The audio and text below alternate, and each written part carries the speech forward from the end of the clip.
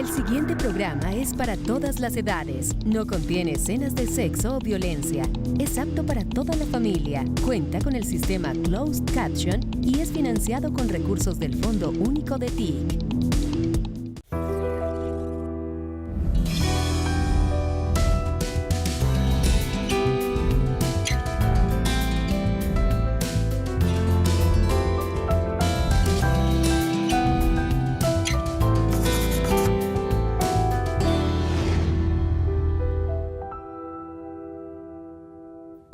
Hola, ¿qué tal? Bienvenidos a Entrevistas con Alma de País. Hoy la charla es con Mónica Higuera. Ella es economista y directora de la Unidad de Regulación Financiera, pues que tiene una labor muy importante en el gobierno nacional, en el país y que depende del Ministerio de Hacienda. Ella hizo parte de la comitiva del gobierno que en días pasados se reunió con la reina máxima de Países Bajos para adelantar temas relacionados con la inclusión financiera en Colombia, un tema clave. Aunque suena muy técnico, les prometo una conversación, por supuesto, de temas financieros aplicados a la vida y un poco de la historia de esta gran mujer. Mónica, gracias por estar con nosotros. Patricia, muchas gracias por permitirme estar hoy aquí en tu programa. Mónica, decíamos, si esta es una confesión que hay que hacerle a los televidentes, que gracias a este tipo de gobiernos tan abiertos, tan incluyentes, mujeres como usted pueden estar liderando instituciones tan importantes como esta. Eso es cierto. Quizás tener la oportunidad desde donde yo vengo, desde mi familia, desde mi formación, desde nuestras dificultades y haber podido tener un progreso que me permitió estudiar y trabajar de manera simultánea y desarrollar unas habilidades blandas, por así decirlo. Yo gané una gran visibilidad en este país, en mi Colombia amada, como una persona a la que le interesaba llevar las finanzas personales, la educación financiera, y lo hice mediante mis redes sociales, y eso me hizo conocida, referente, y también me dio la oportunidad de que en nuestro gobierno alguien viera que había una persona como yo que podía, con sus habilidades y conocimientos técnicos, trabajar por el país. Y eso se lo debo en mayor medida al ministro Ricardo Bonilla y, por supuesto, a nuestro presidente Gustavo Petro. Claro, porque además hay que decir que usted viene pues, de una familia, un padre muy trabajador, que siempre estuvo rodeado de números, de cifras, etcétera, y que siempre le inculcó a usted eso. Primero el estudio y la superación. Es más, voy a cometer una infidencia. Ella quería estudiar psicología, ¿no? Y él es el que le dice, no, pues con el respeto de las psicólogas y los psicólogos que son gigantes en nuestro país, inmensos. Le dijo, no, usted tiene que estudiar otra cosa que le dé un mejor campo de acción. Sí, así fue. Mi padre campesino, mi madre campesina, vienen a la ciudad y estudia él. Ella se dedica al hogar y estudia contaduría y trabaja en un banco. Y estando allí se da cuenta que la posibilidad de trabajo es la bancaria, y como a mí me iba tan bien en la matemática y mi ICFES fue bueno en matemática, quizás dijo, bueno, el estudio debe ser hacia el lado de las matemáticas, entonces una economía, una administración. Y así terminé yo estudiando. Él muere cuando yo tengo 20 años y yo trabajo en los días y estudio en las noches y termino mi carrera así. Y entonces imagínese donde él estuviera vivo y viera hasta dónde ha llegado su hija, porque además usted en estos momentos es quien realmente imparte todo lo que tiene que ver en conocimientos y regulaciones en temas bancarios en el país, financieros. Mi papá, creo que en el año 90, si no estoy mal, cuando el senador Gustavo Petro hablaba, yo lo recuerdo sentado y decirme, es el próximo presidente de nuestro país. Y mi papá había hecho parte del sindicato del banco. Entonces, en mi familia siempre el corte social y el corte financiero venían desde que yo recuerdo.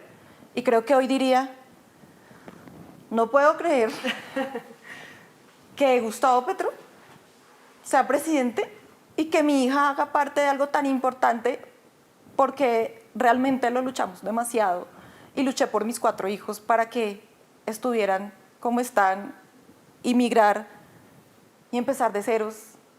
No fue fácil para ellos. Claro. Y creo que estar hoy aquí demuestra que si uno tiene compromiso, trabajo, puede lograr cosas muy grandes. Y sobre todo en nuestro gobierno queremos que todas las personas que tengan educación, que tengan oportunidades, salud, ahora inclusión financiera, vean este progreso que yo estoy mostrándoles que se puede hacer y del cual mi papá y hoy en día mi mamá, que sí vive, está muy orgullosa. Hablemos entonces ahora sí de esta entidad que usted hoy en día lidera, que es la Unidad de Regulación Financiera. ¿Qué hacen allí exactamente? Y para que la gente entienda un poco, ¿en qué se diferencia, por ejemplo, con la Superfinanciera? Claro, la Unidad de Regulación Financiera es una entidad adscrita al Ministerio de Hacienda, pero además es una entidad hermosa en propósito, porque es la que se encarga de preparar toda la normativa que se va hacia el sector financiero en términos de regulación. Regulamos todo lo que tiene que ver con ahorro y crédito del público. Entonces nuestra labor es muy importante porque es cuidar su dinero, es cuidar el dinero que la gente trabaja y lucha, y que nosotros velemos porque dentro de los bancos y las cooperativas de ahorro y crédito hayan unos estándares de seguridad que permitan que la persona vaya y deje su dinero ahí, y ese dinero, por supuesto, después dinamiza la economía a través del ahorro y el crédito. Entonces, la unidad se encarga de esa preparación para bancos, compañías de financiamiento comercial, aseguradoras, fiduciarias, fondos de pensiones, sector solidario y cooperativo, con las 170 y alguito que nosotros regulamos. Hasta aquí tengo la memoria. Eso es básicamente lo que hacen ustedes. Y decía y pasaba muy por encima afirmando que dentro de todo lo que hacen, pues es que nosotros que tenemos una cuentica o de ahorros o corriente, pues tengamos la garantía de saber que ese dinero que se puso ahí, el día que lo queramos sacar, está ahí. Pero en términos y de cara a la ciudadanía, ¿qué otras labores hacen que nos beneficien a los colombianos que estamos bancarizados? Nosotros preparamos la normativa para que el señor ministro de Hacienda y el señor presidente firmen los decretos que cambian las vidas colombianas. Entonces, por ejemplo, ahora justo nosotros estamos a un paso de que todos estamos incluidos financieramente, y para eso tenemos que hacer modificaciones. Una de las más grandes son los datos abiertos, que van a permitir que los consumidores financieros tengan un empoderamiento de sus datos y con esos datos puedan tener ofertas de servicios financieros. También tenemos el tema del sistema de pagos, que es permitir que con un número, una cédula, desde el teléfono cualquier persona pueda hacer un pago, que la señora que vende los aguacates, que el señor que vende su comercio al menudeo, que el señor que está lustrando los zapatos pueda recibir un pago con su teléfono, y que además se empiece a generar un récord de una historia para que después este consumidor financiero pueda decidir a quién le permite que tenga sus datos y le diseñe ofertas de valor con los servicios y productos financieros. Sí. Todo eso tiene unos estudios, una normativa que sale en un decreto que va a cambiar vidas. No nos vemos mucho porque hacemos una labor técnica, sí, pero es muy poderoso lo que hace la unidad.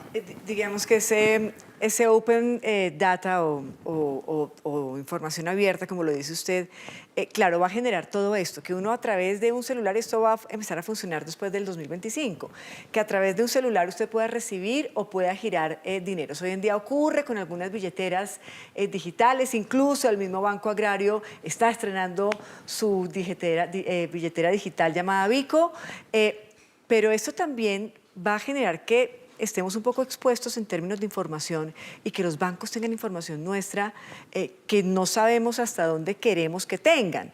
Esto podría generar un bombardeo, por ejemplo, en publicidad, en oferta de créditos, de tarjetas de crédito, mayor del que ya existe. Para hacer una precisión, los pagos inmediatos son una parte del eslabón y los datos abiertos son ese complemento que va a ampliar todas esas ofertas de servicios que vamos a recibir. Las principales preocupaciones sí son, primero, ciberseguridad y luego eso, el dato, quién tiene mi dato.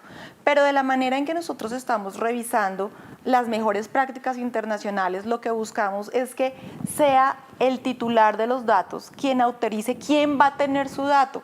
Y por supuesto con la ley de la habeas data y con la Superintendencia de Industria y Comercio también, en lo propio se va a lograr y se va a buscar entre todos los agentes de la cadena que van a estar involucrados desde el Gobierno Nacional, en que ustedes como consumidores financieros se sientan tranquilos y que nosotros estemos desarrollando las mejores prácticas en ciberseguridad para que sus datos no corran ningún tipo de riesgo, pero que ustedes sí puedan recibir la mejor oferta de servicios trazada por su historia, la que van dejando, tanto en las aplicaciones cuando van usando uno a uno sus pagos, como también esa traza que le va a permitir al banco o a la entidad financiera o cooperativa decir cada cuánto recibe, cuánto vende, cuál es su flujo, en qué lo gasta. ¿Le puedo prestar platica, por ejemplo? Le puedo prestar platica. Me cuenta eso después de la pausa y me cuenta Claro también sí. cómo le fue con la reina máxima de Países Bajos y este encuentro tan importante con el Gobierno Nacional.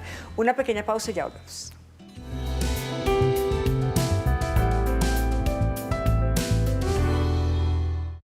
Ya son muchos beneficiarios del programa de crédito Creo. El gobierno está haciendo por esto por los pobres, para que uno pobre tenga más proyectos adelante, progresar, tener un buen futuro más adelante con los niños. Yo me acerqué al banco, pregunté que si yo podía sacar un préstamo, salió el préstamo fácil, contenta, feliz, porque salió todo súper bien, no rechazo, ni eso fue así rapiditico. Yo les diría que el programa es muy bueno, que es muy fácil, que se lo recomendaría mucho. Yo les diría que lo hicieran. Colombia, potencia de la vida.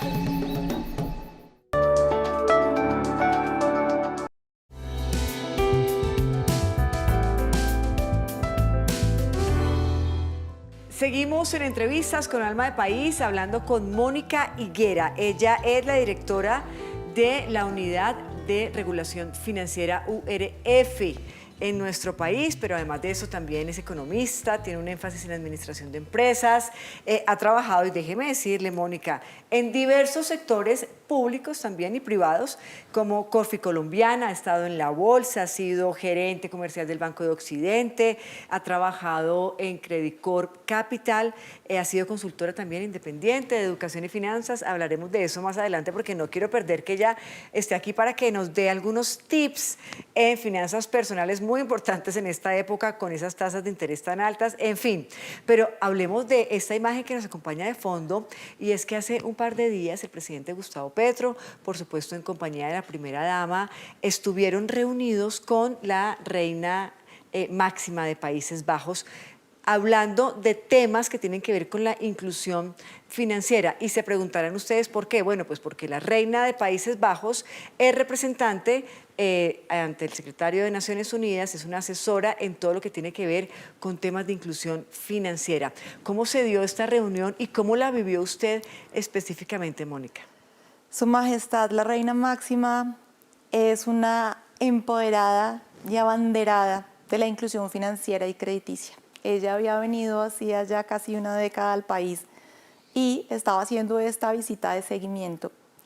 Entonces había una sesión especial con el señor ministro Ricardo Bonilla en Hacienda, a la cual estuve invitada por ser el regulador en el sistema financiero colombiano.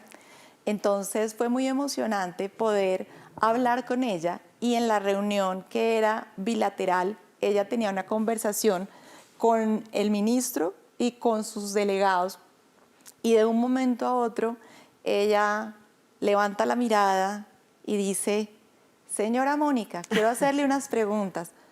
Inicialmente yo miraba para todos lados por el protocolo, pero el ministro bajó su mirada y yo entendí que quería que respondiera. Respondí lo que ella me preguntó. ¿Qué le preguntó? Que si yo tenía claro que tenía que haber por mandato la implementación del Open Data. Y le dije que sí, que eso era una de las banderas de nuestro gobierno y era que el presidente Petro en el Plan Nacional de Desarrollo había puesto como mandato que todos los colombianos pudiéramos tener unos mejores servicios financieros y que fuéramos empoderados de nuestros datos. Y ella me dijo, bueno, yo le voy a ofrecer cooperación internacional, yo la voy a ayudar, usted queda comprometida con mi equipo, y señaló a su equipo. Y eso fue súper conmovedor porque yo tuve la oportunidad de hablar con ella ahí y posteriormente en la Cancillería se paró y me dijo, recuerde usted, Mónica, que tiene conmigo un compromiso y ese compromiso le voy a hacer seguimiento. Y le dije, sí, Su Majestad. Y por último ayer, con una agremiación, cuando ella llegó y se sentó, bajó la cara y me dijo, Mónica, y yo, Su Majestad. La tiene súper enfocada. Sí, y eso para mí es demasiado poderoso porque es Su Majestad.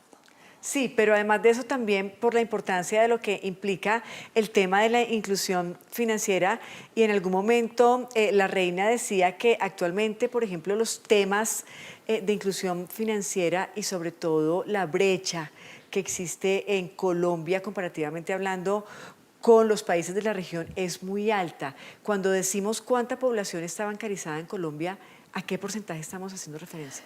Nosotros en cuanto a inclusión financiera tenemos una buena cifra, distinto al uso. Nosotros tenemos más del 90% a raíz de la pandemia con las billeteras digitales, con que las personas recibieron los subsidios a través de las grandes que tenemos. Sin embargo, que los usen es diferente y eso es lo que a ella más le preocupa. Yo tengo la billetera, pero ¿cómo me sirve a mí para que ese rastro me permita tener crédito? Eso es a lo que tenemos que llegar, a que no solo yo tenga un número de solo tenga un número de una billetera digital, sino que ese rastro de operaciones que yo dejo ahí me permita acceder al crédito, porque el crédito productivo es una de las banderas que tenemos en Gobierno Nacional, que la persona pueda tener para comprar su carreta de los mangos, para comprar su moto, para poder ampliar su miscelánea, para cambiar su máquina. Que le aporte a la economía popular. Para que le aporte a la economía popular necesitamos que realmente la gente que está incluida porque tiene una billetera pueda usarla, necesitamos que la use. Sí, otro de los temas de los que se habló en esta reunión tiene que ver con pagos interoperables. Esto en términos, digamos, muy coloquiales, ¿qué significa? Lo que te comentaba al principio, que con un nombre, con un alias, con un número, tú puedas recibir dinero de manera inmediata, instantánea, que se asemeje al efectivo, así que lo puedas disponer y que no tengas que ir a hacer una inscripción, esperar los 2 horas, que te cueste o los muchísimo, 3 días, o a veces que te esperes 3 días.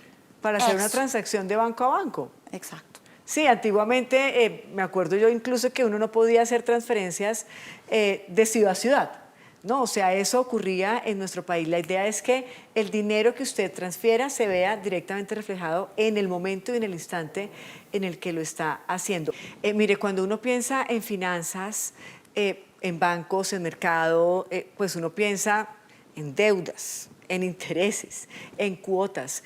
¿Cómo lograr, y usted que es una mujer pues de banca, de finanzas, que las entidades financieras realmente se vean como aliadas de los ciudadanos y no como aquellas que siempre al final del negocio terminan ganando?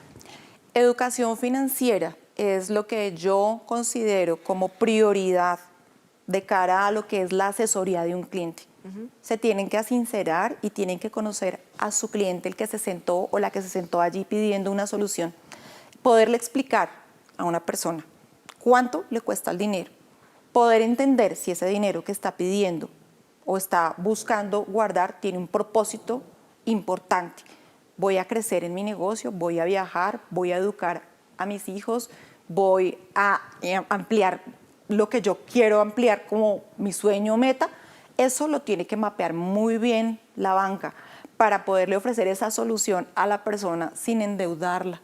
Porque a veces, tal vez por cumplir estas metas financieras, bancarias, cometemos el error de ofrecerle a las personas algo sin estudiar previamente si me lo puede o no me lo puede pagar. Porque a veces puede que el número le dé, pero si yo me sincero en esta entrevista, puedo bajar ese tope que le voy a dar. Y eso es una responsabilidad que tiene la banca y cualquiera que maneje el ahorro del público. Conocer a su cliente, pero también desde entender cuál es el propósito del cliente con este dinero. Es muy importante eso que dice usted, y también da cuenta de lo que usted está hecha, porque al final de toda esta historia, pues usted es una mujer que está hecha realmente unas capacidades humanas muy grandes que se han visto reflejadas en toda su carrera, en un podcast que pues por todo lo que está haciendo hoy en día no ha podido seguir alimentando, pero que le dio la visibilidad nacional y que era muy escuchado, que era Finanzas y algo más. Y algo más. Y yo quiero aprovechar ese Finanzas y algo más para que nos explique y nos diga ya desde ese punto de vista, no tanto como la reguladora, es momento de endeudarnos, cómo están las tasas. Los colombianos hoy en día tenemos más créditos, o la mayoría de créditos nuestros son para consumo y no para inversión. Eso que tanto al final de toda la historia afecta también la economía y el flujo mismo del país. Bueno, nosotros como colombianos estamos muy dados a ver lo que hacen los demás. Nuestro vecino, nuestro amigo, nuestro primo y nuestro familiar. Y eso hace que en muchas ocasiones nos antojemos. Y al antojarnos, buscamos un crédito para cumplir esa necesidad de corto plazo.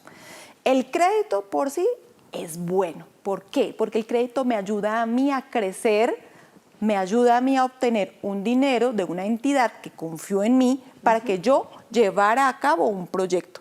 ¿Y qué pasa? Que si mi proyecto no es un proyecto constructivo, un proyecto que yo pueda apalancar mi vida para crecer, sino solo para satisfacer mi necesidad de corto plazo, voy a tomar una muy mala decisión. ¿Qué tengo que entender yo? Yo tengo que entender que yo voy a pagar un costo por ese dinero. Eso se llama la tasa de interés. Y si yo tengo claro cuánto me cuesta ese dinero, tengo que entender si de lo que yo recibo mensualmente en mi flujo por mis entradas, por mi salario, por lo que yo reciba, puedo pagarlo. Y eso me va a servir para crecer y yo lo puedo amortizar en un tiempo, pero además si lo usé para un negocio o algún tema productivo mío, que yo pueda sacar ganancia y me permita pagar y vivir, el crédito es bueno. Porque además tengo que entender si es el momento o no, pero también si es mi momento de vida adecuado y para qué es que lo voy a gastar. Importantísimo, si yo pido prestados 100 pesos, tengo que entender cuánto me cuestan esos 100 pesos. ¿Me van a costar en el año 30?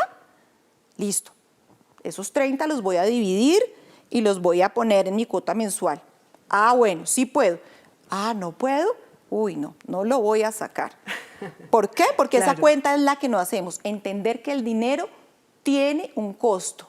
Y si yo voy a la banca tradicional, eso va a ser mucho menor que al gota a gota que me cobra estos 30 que estoy diciendo que me valen un banco al año, o 40, lo que sea, me lo van a cobrar en el mes, en la semana. Sí, por eso es impagable. Claro, por eso el gobierno nacional lucha tanto con que los colombianos, y sobre todo aquellos que pertenecen a la economía popular, pues dejen de lado el gota a gota y se bancaricen, vayan a su banco amigo, abran una cuenta y comiencen a tener una vida crediticia para posteriormente poder tener unos créditos de inversión muy importantes, por supuesto, para su desarrollo y progreso.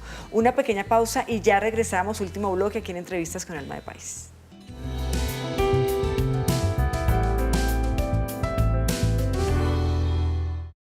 Ya son muchos beneficiarios del programa de crédito Creo. Yo fui beneficiaria del microcrédito. El Banco Agrario me prestó 4 millones de pesos. Acceder a este crédito fue muy fácil. Ellos vinieron, verificaron para qué quería el crédito. El crédito lo utilicé para comprar insumos para los animales, como son concentrados de alimentación para ellos. Primero pues fui y averigüé de que si yo tenía la posibilidad de acceder a un crédito. Me hicieron llevar unos papeleos muy fácil, lo básico.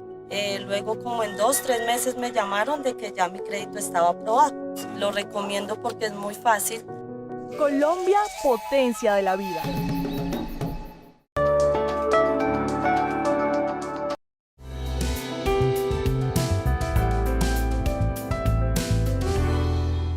Estamos en Entrevistas con Alma de País, en esta ocasión con Mónica Higuera. Ella es la directora de la Unidad de Regulación Financiera, hablando por supuesto de la importancia de esta entidad adscrita al Ministerio de Hacienda, pero también de las finanzas y de la cultura misma bancaria del país.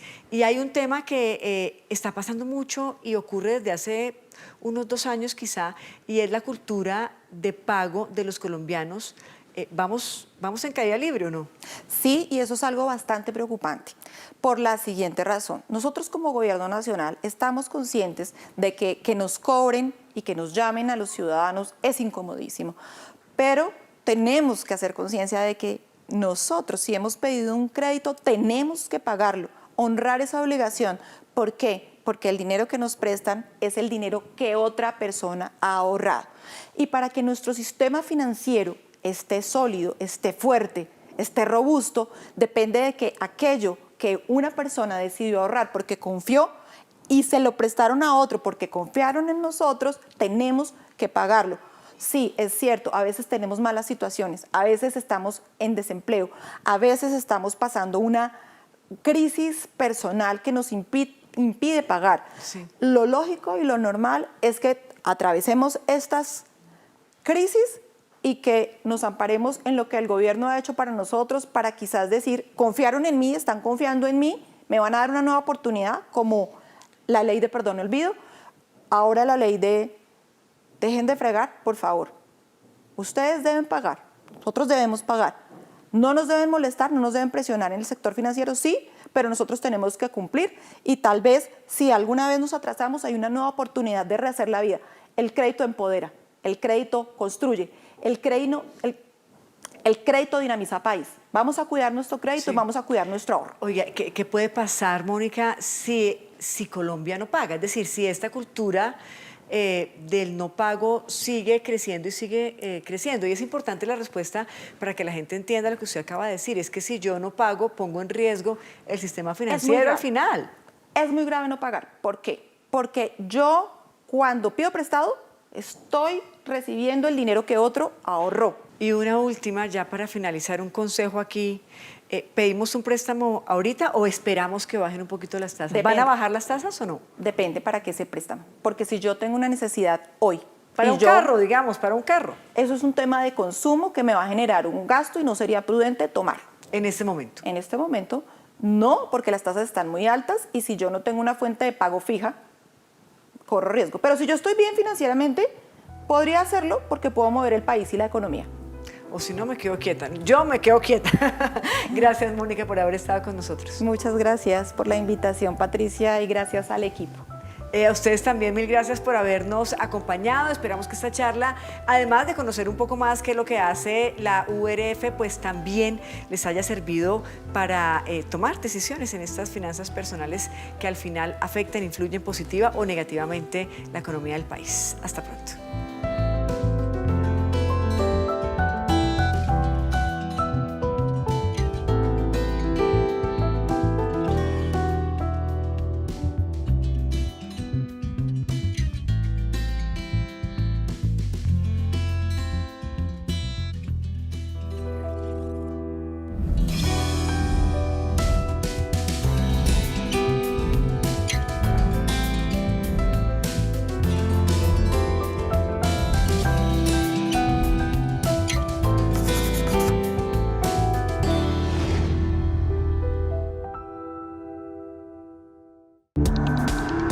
Este contenido fue financiado con recursos del Fondo Único de TIC.